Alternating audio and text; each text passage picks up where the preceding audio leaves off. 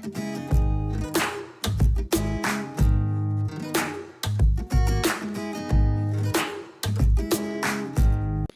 मैं कुछ पंक्तियां समर्पित करती हूँ लेखनी के लिए, जिसके माध्यम से, साहित्य के माध्यम से हम सब एकत्रित हुए और हम आपसे जुड़े। तो मैं कुछ लेखनी के लिए कहती हूँ, सुनिएगा। कलम यदि सत्य लिख दे, धर्म का आधार बन जाए, विरोधी बन जो लिख दे न्याय, तो अखबार बन जाए। किसी सत्ता किसी सरकार के आगे नहीं झुकती, क्या बात, वाह। कलम ही है समय आने पे एक हथियार बन जाए। बहुत बढ़िया, बहुत बढ़िया, बहुत बढ़िया, वाह। समय आने पे एक हथियार बन जाए। और जैसा कि गुरुदेव ने कहा कि समाज को जगने की जरूरत है, तो मैं उसमें कुछ पंक्तियां रखती हूँ कि जो थामे नीति का दामन, वतन एक राग गाएगा। यदि हम नीति को थाम लें तो जो थामे नीति का दामन, वतन एक राग गाएगा। समर्पण की चले आंधी तो तम भी भाग जाएगा। तू लिख दे ऐ कलम ऐसी प्रभाती, राष्ट्र के हित में, जो सोया है धरा पे वह मनुज तन जाग जाएगा। जो सोया है धरा पे वह मनुज तन जाग जाएगा। बहुत बहुत धन्यवाद, बहुत मन से आप सभी सुन रहे हैं। और मैं कुछ छंद रखती हूँ कि मानवीयता को मार मार जी रहे हैं लोग। हमारे साहित्य के मंच से भी लोग उल्टी सीधी बात बोल जाते हैं और हम कुछ नहीं कर पाते। इस बात का बड़ा कष्ट होता है, बड़ा क्लेश होता है।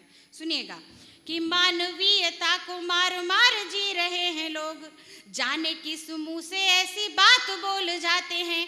छोटी जगह से लेके बॉलीवुड तक के लोग कैसे हैं कि बड़े बुद्धिमान बांटे, जिनके पास बड़ी बड़ी डिग्रियां हैं, जिनके पास जो अपने नाम के आगे डॉक्टर लगाते हैं, वो कैसे हैं कि बड़े बुद्धिमान बांटे वह मनुष्यता का ज्ञान, स्वयं विचारों के ये राज खोल जाते हैं। और कर्म नहीं, धर्म नहीं, मर्म नहीं, शर्म नहीं, जहां का नमक वही विष घोल जाते हैं। पशुता की पशुताई से भी निंदनीय सोच, सुन आत्मीयता के भाव डोल जाते हैं। पशुता की पशुताई से भी निंदनीय सोच, सुन आत्मीयता के भाव डोल जाते हैं। और कौन है ये लोग? इनको पहचानने की आवश्यकता है। जैसा कि हमारे दादा प्रचंड ने अभी अपनी कविता के माध्यम से लोगों को जगाया था, लोगों को बताया था। सुनिएगा कि राष्ट्रगान भावना पे कोई अभिमान नहीं, देश में छुपे हुए वो लोग पहचानिए। कि राष्ट्रगान भावना पे कोई अभिमान नहीं, देश में छुपे हुए वो लोग पहचानिए। और सरेआम करें वंदे मातरम का विरोध, ऐसे द्रोहियों का जप योग पहचानिए। खाएंगे यहाँ की और गाएंगे वहाँ की सदा, खाएंगे यहाँ की और गाएंगे वहाँ की सदा। मित्रता में शत्रु का प्रयोग पहचानिए। कोने कोने फैल गए कोढ़ की बीमारी सम, कोने कोने फैल गए कोढ़ की बीमारी सम। भला चाहते हैं तो ये रोग पहचानिए।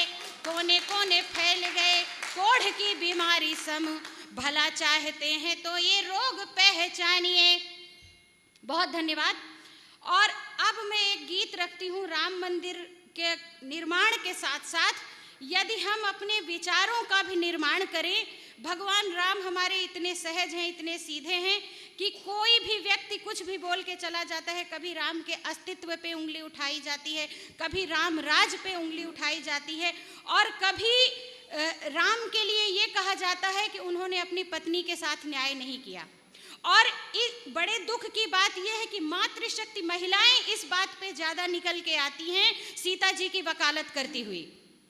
तब मैं कहती हूँ कि इस तरह की बातें जो अनुभवहीन ज्ञानहीन लोग हैं वो इस तरह की बातें करती हैं, तो माँ सीता जी इस बात को सुनती होंगी तो उनको कैसा लगता होगा। मैं इस गीत के माध्यम से एक एक घटना को या एक एक यथार्थ को विदित करते हुए मैं आपके सामने रखती हूँ पंक्तियों के माध्यम से। सुनिएगा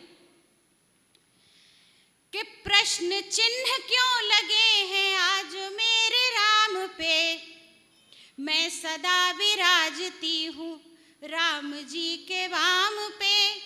प्रश्न चिन्ह क्यों लगे हैं आज मेरे राम पे। और बंद सुनेंगे कि वन गमन का हठ मेरा राम जी विवश हुए, मेरे हठ के सामने मेरे स्वजन सरस हुए। सभी जानते हैं इस बात को कि वन गमन का हठ मेरा राम जी विवश हुए, मेरे हठ के सामने मेरे स्वजन सरस हुए। वाह, मानती हूँ पत्नी धर्म को सदा प्रथम चुना, किंतु राम का कहा मैंने जब नहीं सुना, तो सोचती हूँ स्वामी के मूक उस विराम पे। प्रश्न चिन्ह क्यों लगे हैं आज मेरे राम पे, सोचती हूँ स्वामी के मूक उस विराम पे। प्रश्न चिन्ह क्यों लगे हैं आज मेरे राम पे।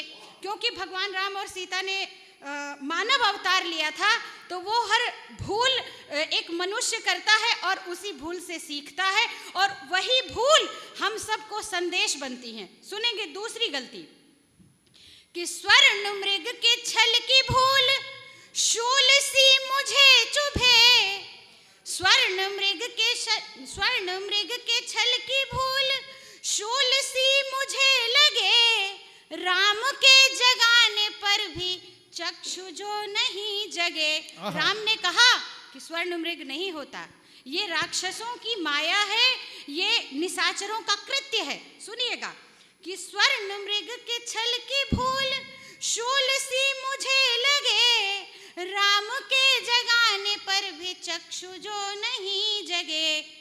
फिर लखन ने छल कपट की बात जो कुटिल कही, मैंने वीर लाडले को बात ही जटिल कही।